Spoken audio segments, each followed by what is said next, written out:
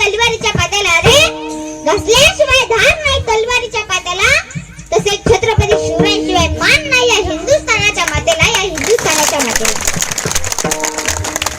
ज्याचे शिष्य इतके ताकदवान त्याचे गुरु तर कसे. म्हणून तुकोबाराय म्हणतात, आम्ही कोण आहोत तर आम्ही विठ्ठलाचे वीर आहोत. आमच्या अंगात नम्रपणा आहे. नम्रपणा हा वारकरी संप्रदायाचे भूषण आहे. हे तुकोबाराय अभंगाच्या प्रथम चरणात सांगतात.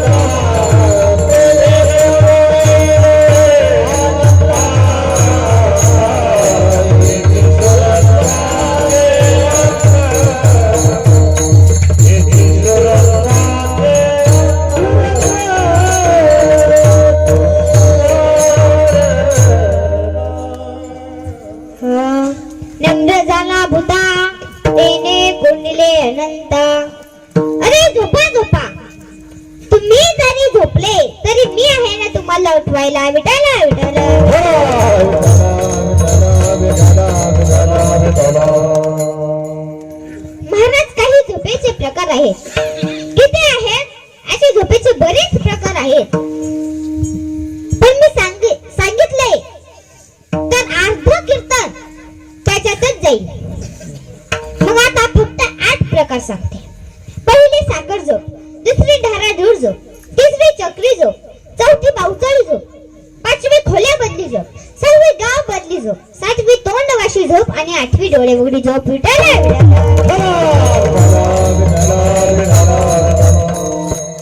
पहिली साखर झोप.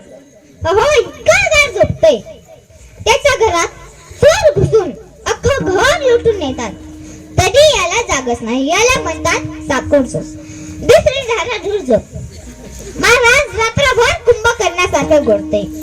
स्वतः मस्त झोपला आणि अख्ख्या गावाला झोपून देत नाही. याला म्हणतात ढाराढूर झोप. तिसरी चक्री झोप. रात्रभर गोदडी गर गर गर गर फिरते. झोपताना डोकं असतं पूर्वेकडे आणि उठलं की डोकं असतं पश्चिमेकडे. याला म्हणतात चक्री झोप. चौथी बावचळी झोप. महाराज अशी जगायला सवय होती झोपेत बावचळायची. त्याला स्वप्न पडलं. स्वप्नात त्याचं तोंड कुत्रं चाटत होतं. हे त्याला स्वप्नात आढळतंय. ए हट, शेजारी बायको झोपलेली.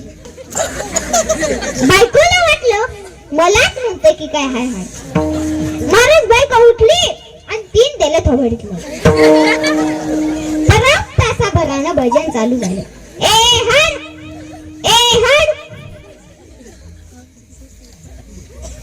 आता याला वाटलं स्वप्नातलं कुत्र काय ऐकायला तयारच नाही. याने स्वप्नातल्या कुत्र्याला जोरात लाथ मारली. आता ती लाथ स्वप्नातल्या कुत्र्याला लागण्याऐवजी शेजारी झोपलेल्या बायकोच्या कंबाड्या जशी घाटावरून खाली पडली. एका रट्ट्यात कुंभा मोडला.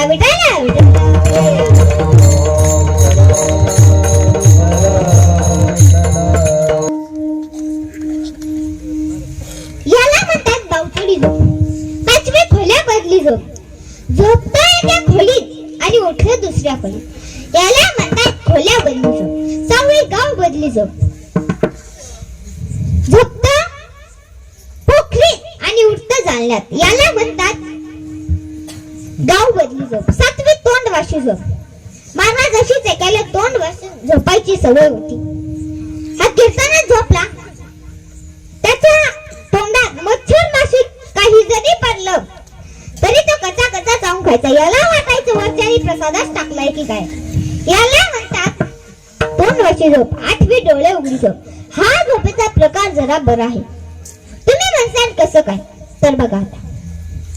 महाराज एकाला डोळे उघडे ठेवून झोपायची सवय होती. नेमकं त्याच्या घरात घुसले चोर. चोराला वाटला हा जागाच आहे की काय. चोर म्हणाला, माझ्याकडे आहे ते पण घ्या, पण मला मारू नका. विठाला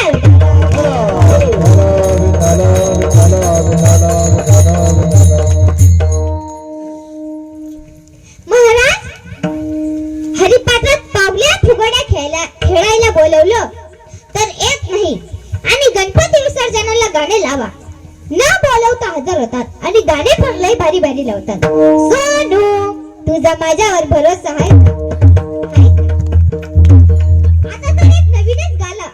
आता तर एक नवीनच गाणं आलं होतं.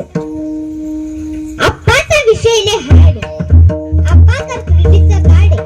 अहो इकडे 70 वर्षाचा म्हातारा म्हणतो, आमच्या पप्पाने गणपती आणला, आमच्या पप्पाने गणपती आणला.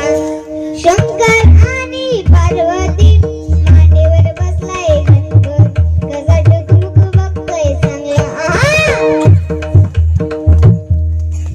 महाराज गणपतीच बसलाय ना, नाहीतर मला वाटलं की तुम्हीच बसला. विठाला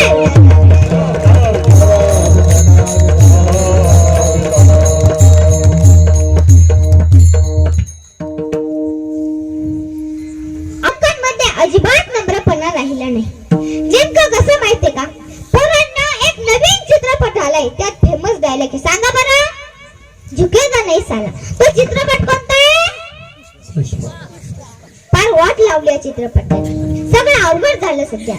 सर्व गुणांची लिंता विनय हे भूषण आहे. नमो भाषा पूषा कमलवन भूषा मधुकर वचो भूषा सत्यम वर विभूष वितरम. नमो भूष मैत्री विमल कुल भूषा सुचरितम सदा भूष सुक्ती सकल गुण भूषाच विनय सुभा. आकाशाचे भूषण सूर्य, कमल वनाचे भूषण दान, मनाचे भूषण सर्वांशी मैत्री, चांगल्या कुळाचे भूषण वाणीचे भूषण. मात्र सर्व गुणांचे लिंता विनय हे भूषण आहे. विनयशील माणूस हा जगाच्या पाठीवर कुठेही राहतो. म्हणून जीवाने माणसाचे नम्र असावे, जीवाने देवाशी नम्र असावे. तो हा न करी जे काही कार्य लीन व्हाना पाहिजे. मला सांगा, देव संतांची सर्व कामे करतो. अहो एकनाथ महाराज यांच्या घरी देव सालगडी म्हणून राबायचा. 90 तर 36 वर्ष एकनाथ महाराजांच्या घरी देवानी कावडीने पाणी द्वारकेची मूर्त एकनाथ घरी, द्वारकेची मूर्त एकनाथ घरी,